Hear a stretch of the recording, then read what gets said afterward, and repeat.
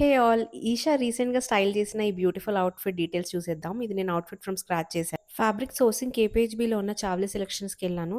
చావ్లి selections నా చిన్నప్పటి నుంచి నా ఫేవరెట్ స్టోర్. ఇక్కడ ఫ్యాబ్రిక్స్ అన్నీ చాలా బడ్జెట్ రేంజ్‌లో దొరుకుతాయి.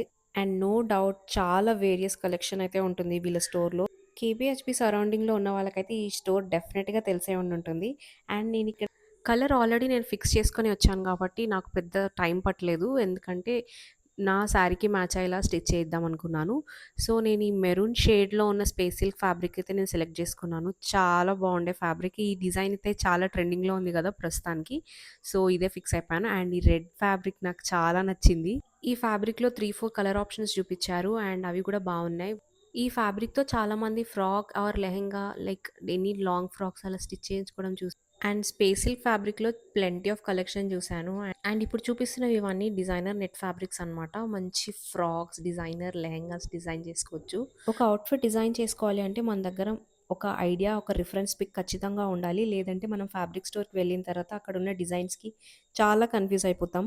సో, ఫైనల్లీ ఇలా లెహెంగాకి అండ్ బ్లౌజ్‌కి టోటల్‌గా నేను 2½ మీటర్స్ తీసుకున్నాను. అండ్ దుపట్టా వచ్చి నేను ఈ రా సిల్క్ ఫ్యాబ్రిక్‌లో తీసుకుంటున్నాను. ఇది షినాన్ బేస్డ్ ఉంది. ఈ ఫ్యాబ్రిక్ కూడా చాలా బావుంది. ఇది అండ్ ఈ ఫ్యాబ్రిక్ అంతా నేను నియర్ బై బొటిక్‌లో ఇచ్చి స్టిచ్ చేయించాను. ఈ రిఫరెన్స్ పిక్చర్ ఇచ్చి అండ్ పర్ఫెక్ట్‌గా వచ్చింది.